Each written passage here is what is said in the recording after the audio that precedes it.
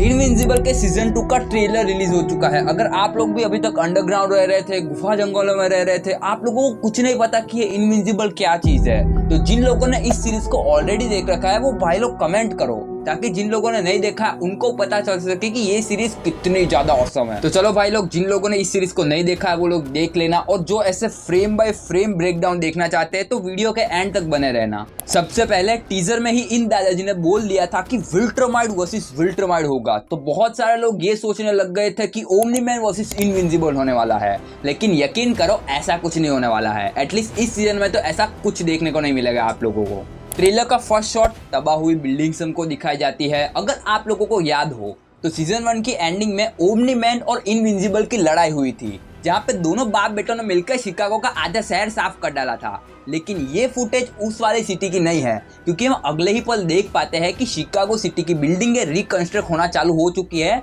और वो almost construct होने को है।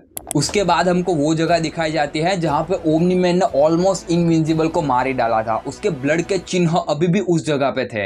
ये सब देख के इनविंसिबल के मुंह पे थोड़ी सी मायूसी आ जाती है, और ऑफ कोर्स ये तो होना ही है, क्योंकि कल को उठ के आपको ये पता चले कि आपका बाप आपको इसलिए बड़ा कर रहा है ताकि आपके साथ मिलके पूरी दुनिया तबाह कर सके, और वो पिछले 20 सालों से आपकी माँ के साथ झूठ बोलता आ रहा है, तो ऑफ कोर्स ये तो होना ही है। फिर हमको इनविंसिबल की बचपन की कुछ फोटोज दिखाई जाती है, जिनको देख के वो थोड़ा सा गुस्सा हो जाता है और वो ये बोलता है कि क्या हो कि अगर मैं अपने बाप जैसा बन जाऊं और मेरे को पता तक ना चले। तो यहाँ तक तो आपको ट्रेलर समझ आ ही गया होगा कि जहाँ से सीजन 1 की एंडिंग होती है वहीं से स्टोरी स्टार्ट हो रही है। अगले शॉट में हमको वो एक आंख वाला प्राणी दिखाया जाता है जो पता नहीं कौन से प्लेनेट पे जा रहा है। वहां पे हमको वही व्हाइट कपड़े वाला दादाजी दिखते हैं जो कि हमको टीजर में दिखाए गए थे। वो माँ की बहुत सारी फोटोज देख रहे हैं और वहीं पे वो एक आंख वाला प्राणी बोलता है कि मार्क जो है वो दूसरे विल्ट्रामाइड से अलग है। मामला आखिर यह है कि यहाँ पे इस बार मल्टीवर्स का कंसेप्ट होने वाला है। इसके हिंट हमको ट्रेलर में ही दे दिए जाते हैं, जहाँ पे ये बंदा अलग अलग पोर्टल ओपन करके ये बोल रहा होता है कि मैं इन सारे डायमेंशन को एक्सेस कर सकता हूँ,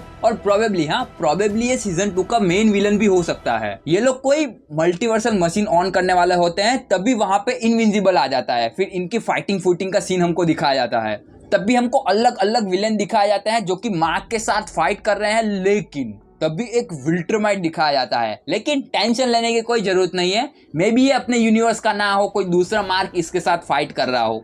अब ये जो मार्क पकड़ा गया है ये प्रोबेबली अपने यूनिवर्स का मार्क हो सकता है, जो कि इन लोगों की मिसअंडरस्टैंडिंग की वजह से पकड़ा गया हो। यहाँ पे कुछ ऐसा हुआ होगा कि जो इन लोगों के यूनिवर्स का इनविंसिबल है, उन लोगों ने इन लोगों की अर्थ को तबाह कर दिया। इस वजह से इन लोगों को मिसअंडरस्टैंडिंग हुई और इसने अपने वाले मार्क को पकड़ लिया। फिर हमको एक काफी इंटरेस्टिंग फाइटिंग सीन दिखाई जाती है भाईला, जहाँ पे इमॉर्टस और इनविंसिबल के बीच में फाइट हो रही है। अब ये फाइट क्यों हो रही है, तो इसके पीछे 2 रीजन हो सकते हैं।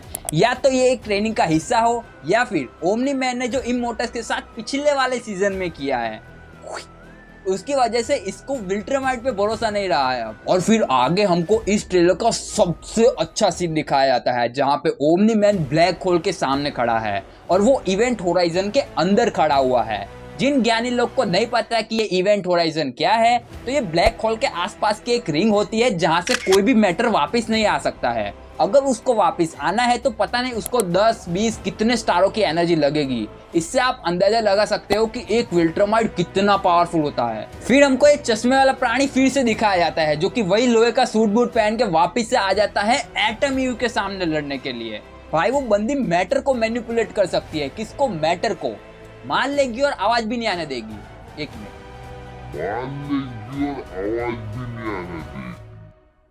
हाँ ये थोड़ा लॉजिकल नहीं है लेकिन चल जाएगा। चलो मुझे पता नहीं है कि इस आंटी और मार्क का लफड़ा कब तक चलेगा, क्योंकि कॉमिक्स में जो एटम ईव और मार्क ग्रेसन का रिलेशन दिखाया हुआ है उसको देखने के लिए मैं काफी ज्यादा एक्साइटेड हूँ। आई होप कि इस सीजन में वो लोग मेरी भावनाओं को समझे और मैं जो चाहता हूँ वो मेरे को दिखा दे। लास्ट सीन में मार्क को हम स्पीच देते हुए सुनते हैं कि the more is the worst thing gets. इसका मतलब यह है कि तुम जितना ज्यादा प्रतिरोध करोगे उतना तुम्हारी जिंदगी बर्बाद होती चली जाएगी। लेकिन अच्छी बात यह है कि ये अर्थ भी अपनी नहीं है और ये मार्क भी अपना नहीं है। अब मैं ऐसा क्यों बोल रहा हूँ, क्योंकि एटम का थोबड़ा बदल चुका है और ये जो रोबोट जो पिछले वाले सीजन में एक लड़की के पीछे गांडू बन के फिजिकल शेप ले लिया था किसी बच्चे का, वो इस बार वैसा का वैसा ही है। तो भाई और बहनों, आज के लिए इतना ही ज्ञान। मिलते हैं ऐसी किसी और वीडियो में। अगर आप लोगों को वीडियो पसंद आती हो तो आप डेफिनेटली लाइक करके जा सकते हो।